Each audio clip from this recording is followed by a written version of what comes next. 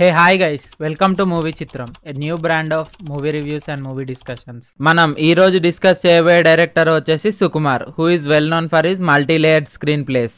And నాకు సుకుమార్ గారి మీద ఒక ఒపీనియన్ ఏంటంటే he can make the films like Christopher Nolan, but as audience we are not ready to understand that kind of screenplays. So as a director he is on that level, but we are not ready. అది నిజం, మనం ఒప్పుకోవాలి. అందరికీ అర్థం అవ్వని చెప్పట్లేదు, చాలా మందికి అర్థం అవ్వ అనేది నా ఒపీనియన్. నేను అలా అనడానికి కారణం ఉంది. అదేంటంటే ఆయన డైరెక్షన్ లో వచ్చిన వన్ నేనొక్కడనే మూవీ. ఆ మూవీ కమర్షియల్ గా అంత సక్సెస్ అవ్వలేదు, ఎందుకంటే screenplay of the movie far beyond ఉంటది కాబట్టి. And one more film Nannaku Prematho, అదైతే హిట్ అయింది, కానీ అది కూడా ఒక మల్టీ లేయర్డ్ స్క్రీన్ ప్లే తో వచ్చిన సినిమానే. హీరో క్యారెక్టరైజేషన్ కూడా కొంచెం గ్రే షేడెడ్ దాంట్లో, కానీ అల్టిమేట్ గా ఫిలిం అయితే హిట్ అయింది ఈసారి. అయితే సుకుమార్ గారిని అందరూ లెక్కల మాస్టర్ అని అంటూ ఉంటారు, ఎందుకంటే before entering to the film industry ఆయన ఒక మ్యాథమెటిక్స్ టీచర్ కాబట్టి.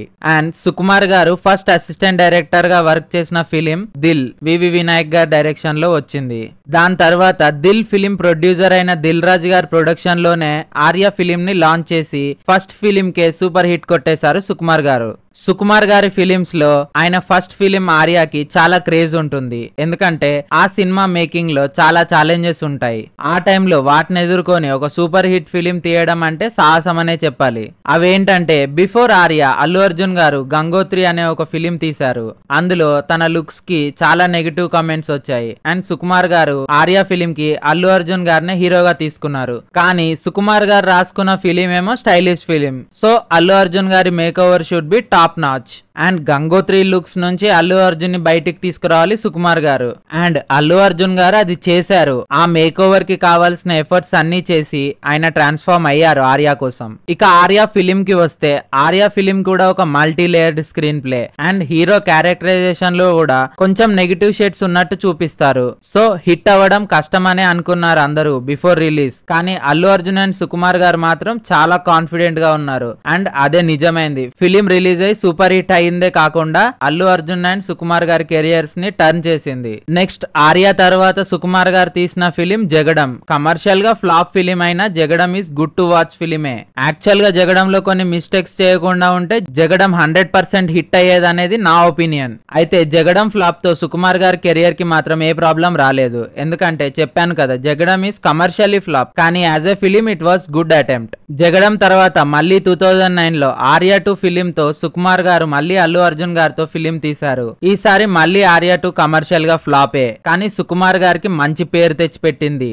యాక్చువల్ గా ఆర్య 2 లో హీరో క్యారెక్టరైజేషన్ కొంచెం గ్రే షేడింగ్స్ ఎక్కువ అవడమే దీనికి కారణం అని చాలా మంది అంటూ ఉంటారు, కానీ నాకు తెలిసినంత వరకు ఆ క్యారెక్టరైజేషన్ కి అది అవసరం అనేది నా ఒపీనియన్. ఇంకా ఆర్య సినిమాలో నా ఫేవరెట్ సీన్ అయితే when Ajay was kidnapped by Geetha's father. Arya చేసిన ఒక logical plan. It looks like a logical sum in mathematics. ఒకవైపు అజయ్, ఒకవైపు గీత, అండ్ ఇంకోవైపు Arya with villain son. Sukumar గారి సినిమాలో ఇలాంటివి చాలానే ఉంటాయి, అందుకే ఈజ్ లెక్కల మాస్టర్. కమర్షియల్ గా సక్సెస్ అవ్వకపోయినా సినిమాకైతే ఇప్పటికీ చాలా మంది ఫ్యాన్స్ ఉంటారు. అండ్ నెక్స్ట్ సుకుమార్ గారి ఫిలిం అయితే 100% లవ్. మళ్ళీ ట్రయాంగిల్ లవ్ స్టోరీయే. అప్పట్లో నేను కూడా అనుకున్నా, అబ్బా సుకుమార్ గారు మళ్ళీ ట్రయాంగిల్ లవ్ స్టోరీ ఏంటండి అని. అంటే అప్పటికే ఆర్య అండ్ ఆర్య 2 తీసేశారు కదా అని. కానీ film was so refreshing and చాలా కొత్తగా తీశారు సుకుమార్ గారు. ట్రయాంగిల్ లవ్ స్టోరీ అనేది ఒక్కటే కామన్ పాయింట్, కానీ మిగతాదంతా డిఫరెంట్ గా ఉండటం వల్ల film was so good and new to watch అనిపించింది. అండ్ ఫిలిం కమర్షియల్ గా కూడా పెద్ద హిట్ అయ్యింది.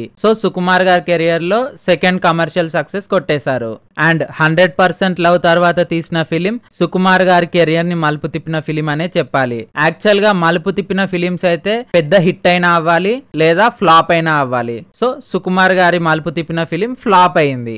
అదే వన్ నేనొక్కడిని ఫిలిం వాజ్ డిజాస్టర్, కానీ వన్ నేనొక్కడినే ఫిలిం ని చూసాక సుకుమార్ గారి క్యాపబిలిటీస్ ఏంటో నాకు అర్థమైంది. He is so much capable. He can make films like Christopher Nolan. కానీ ఫిలిం ని అర్థం చేసుకునే స్టేజ్ లో మనం లేకపోవడంతో ఫిలిం ఫ్లాప్ అయింది. కానీ సుకుమార్ గారి స్థాయిని మాత్రం పెంచేసింది వన్ నేనొక్కడినే. నాకు పర్సనల్ గా వన్ నేనొక్కడినే ఫిలిం లో మహేష్ బాబు గారి ఎంట్రీ సీన్ అయితే చాలా ఇష్టం. And still it's a classic entry in Mahesh Babu's career. So అంత పెద్ద డిజాస్టర్ తర్వాత మళ్ళీ కాంప్లెక్స్ స్క్రీన్ స్క్రీన్ ప్లే తోనే సుకుమార్ గారు ఫిలిం తీశారు. అదే నాన్నక్ ప్రేమతో. ఈ ఫిలిం మొత్తం ఒక ట్రికీ లాజికల్ ప్రాబ్లం లాగానే ఉంటుంది. హీరో ఆ ట్రికీ ప్రాబ్లం ని వాళ్ళ నాన్న కోసం సాల్వ్ చేయడమే ఈ ఫిలిం స్టోరీ. ఈ ఫిలిం లో హీరో క్యారెక్టరైజేషన్ మాత్రం so confident about his ability to solve the problems and manipulate the things. And film was a block buster at the time. ఇంకా ఆడియో అయితే phenomenal. It's a classic album from DSP గారు. After నాన్నక్ ప్రేమతో సుకుమార్ గారు కొంచెం path change చేసి రంగస్థలం అనే film తీశారు. Film was a path changing film for Ram Charan also. Actual గా రామ్ చరణ్ గారి యాక్టింగ్ గురించి మాట్లాడుకుంటే బిఫోర్ రంగస్థలం అండ్ ఆఫ్టర్ రంగస్థలం అని మాట్లాడుకోవచ్చు. అలా ఉంటుంది రామ్ చరణ్ గారి యాక్టింగ్ రంగస్థలంలో. కమర్షియల్ గా కూడా it's a blockbuster in Ram Charan and Sukumar's career. And after the blockbuster Rangasthalam, Sukumar took 3 years of time to make Pushpa the rise. And initial గా ఫిలిం ఎవరికి నచ్చలేదు అండ్ చాలా నెగటివ్ ఫీడ్బ్యాక్స్ వచ్చాయి ఫిలిం కి. ఒక గొప్ప ఫిలిం కి మొదట్లో నెగటివ్ ఫీడ్బ్యాక్ రావడం కామనే, కానీ by the time negative talk picks up to positive note. అదే సినారియో బాహుబలి కూడా జరిగింది. అయితే పుష్ప ద రేస్ కూడా హిందీ మార్కెట్ లో సూపర్ హిట్ గా నిలిచింది. ఇంకా పుష్ప ద రేస్ లో చాలా హై ఇచ్చే సీన్స్ ఉంటాయి. అందులో ఒకటి Mangalam Seenu and Pushpa introduction scene.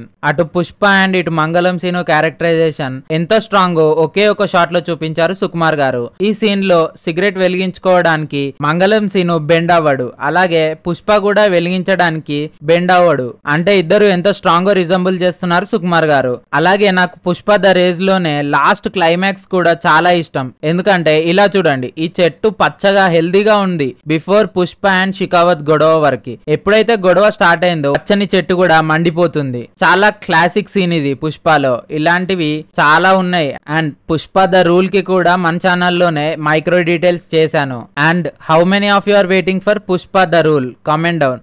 And సినిమా విషయాలు పక్కన పెడితే as a human being Sukumar garu ఎంత గ్రేట్ అనేది నాకు ఈ పోస్ట్ చూసాక అర్థమైంది. గ్రేట్ కదా, వాళ్ళ ఇంట్లో ఉండే పని మనిషిని చదివించి గవర్నమెంట్ జాబ్ వచ్చే వరకు హెల్ప్ చేయడం అనేది ఇట్స్ ఎ గ్రేట్ మూవ్. ఇలాంటివి సపోర్ట్ చేయాలి మనం. సో గైస్, ఈ వీక్ డిస్కషన్ వీడియో ఇది. Please like, share and subscribe. Thank you.